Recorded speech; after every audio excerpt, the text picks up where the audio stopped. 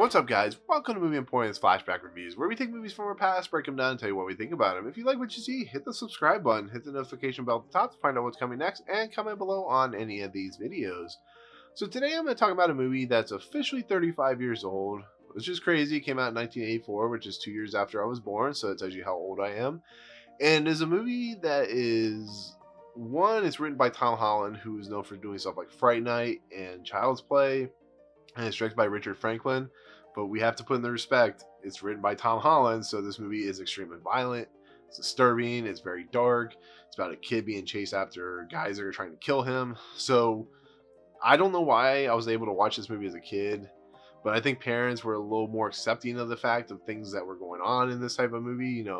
I saw this and I saw like White Man Can't Jump when I was really young. These were movies I saw before I was 10 years old. So you can imagine how these movies kind of shaped my view and my world of thinking.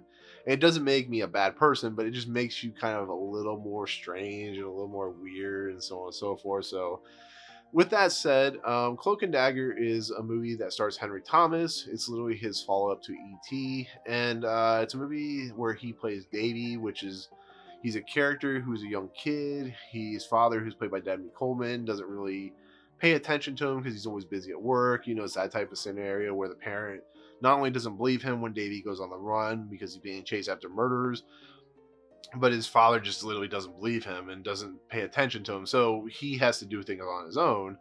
But he has the help of a character named Jack Flack, which is actually kind of a projection of his own father. It's an imaginary person, but it's a projection of what his father would look like as Jack Flack.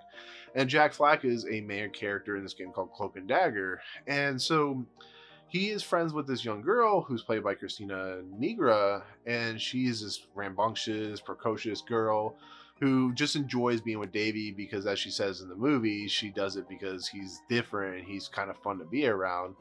Well, they hang out at this local video game store, and this character is played by William Forsythe, who plays Morris, and he's a video game nerd. He runs a shop. He allows them to be there, and they took a couple walkie-talkies. They go to this building because they're on a quest to find some Twinkies for Morris, which is kind of funny. And in the process, while they're playing their little Cloak and Dagger game, because the young girl is called Lady Ace and he's called Jack Flack, it's just his imagination running wild as kids do. He is witness to basically a murder. This guy comes down the steps. He's been shot in the chest. You see blood. Once again, why is this movie a kids movie? And he hands Davy this cartridge, and the cartridge, of course, is this game Cloak and Dagger. And it's once again, when he takes the cartridge, the guys that he had seen earlier, they come to the steps. They see the kid with the cartridge, and they start shooting at him to murder him. And he starts to go on the run being chased after these bad guys. And of course, the way things work in the 80s movies, he leaves around a baseball that has his name on it. They're able to track him down. They go on the run. And in the process, he is being chased after by this corporation. And they who are trying to get this cartridge that is basically military secrets. They're trying to sell it to spies to basically use as a defense weapon, so on and so forth, to the military plane, all that good stuff. You know how this works, war games, all that good stuff. And so we get this quest of Davy kind of in his own Cloak and Dagger style game where he's being chased down by the bad guys, and his father doesn't believe him, and he has to go, save his friend, and so on and so forth. And so he ends up at some place like the Alamo, places like the airport. Like, for instance, there's like a boat chase where the two main bad guys are chasing after him, after Davy. And that's where he meets the old couple, which we found out, like I said, are the spies. And this movie, outside of that, that's your basic storyline of what's going on. This movie was very interesting to rewatch. I haven't watched this movie in years. I know I loved this kid movie when I was a kid. I know I really enjoyed it, but when stuff like this goes over your head, you don't really realize what it's doing to your psyche as a 6-year-old, 8-year-old. I watched it now. I'm like, I would never let my kids watch this movie because there are many times where not only are they going to murder the kid, but they're going to do it in gruesome fashion. For instance, there are times where they're going to try and stab the kid while creating distraction on the boat, or they're going to shoot, or they're trying to shoot the kid. And then there's a point where the kid is underneath a bridge, and one of the other two other bad guys, one of them has like this big ass gun. They like ties together the silencer, and he's gonna shoot him, and so on and so forth. And it's just, I don't get this movie. Like, I was really excited to talk about this movie, and then I watched the movie, and I just don't get how this is a kids movie. And because, like I said, Morris gets shot through the eye, so it's very, very violent. And then, the things they're saying to the kids are like, I'm gonna kill you, and I'm gonna murder you, and I'm gonna slit your throat. And it's just like, how is this a PG movie? But it's a movie that was concocted in the 80s. I mean, that's as far as you can get. That's how much you can get with this movie. It's a movie that kind of bothers me now, and I feel bad because, like, you go into these movies, especially these flashback movies, when you go into stuff like The Goonies, The Lion King, Aladdin, The Black Cauldron, all these types of movies. And The Goonies, for instance, these kids are trying to go after a pirate treasure, but they're being chased by these three gangsters who are on the run to take them down and possibly kill them. And that's the problem with 80s movies in general, is the fact that people are trying to kill kids. And maybe it's just my perspective of now being 2019, but I just don't understand it. I don't get it.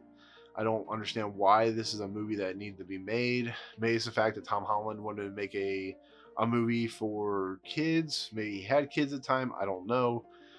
But like, when you see a young girl who's kidnapped and they place a bomb in her walkie-talkie that's going to go off at midnight, that's like, I don't know how to react to that kind of stuff. That's kind of stuff like you think would be in a horror show or a horror film. Like I said, this feels like a horror film in a lot of ways because of how it plays out.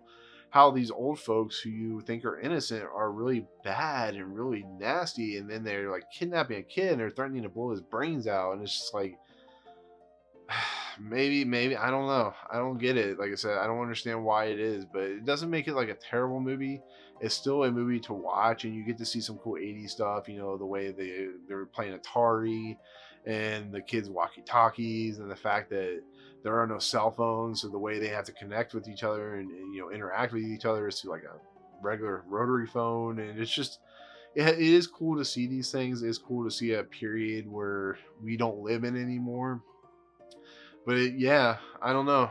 I can only recommend it with the faint fact of, you don't have kids, maybe watch it with that. But if you have kids, this will be a really uncomfortable viewing situation that maybe people in that time didn't really bother to worry about, but now I do. And yeah, like I said, it's still for its time. It's still a decent looking movie. It's still fun. There's a very cheesy ending to it with Dabney Coleman, who's trying to save his son when he's kidnapped, and as the plane blows up because the bomb's on the plane, the kid's already escaped, and then his father somehow lives, and he's walking away from the flames like a badass. And yeah, it's one of those movies where, like I said, the father doesn't believe his kids because he's overworked, and he just doesn't believe him when he thinks his kid's overreacting.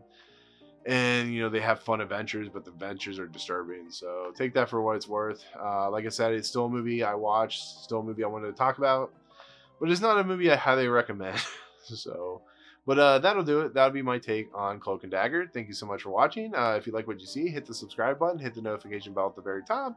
And if you've seen Cloak and Dagger, please comment and tell me if you agree with me, especially if you're my age, or if you've seen it recently, or if you've seen it at all. Tell me what you think. But otherwise, we'll see you guys on the next video. Peace out.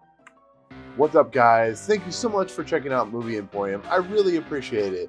If you want to, go ahead and hit the subscribe button. Hit the notification button and the bell at the top. Find out what's coming next for Movie Emporium. Also, check out these two videos. They're amazing. I think they're awesome. I think you'll enjoy them too. But otherwise, thank you so much for watching, guys. We'll see you next time.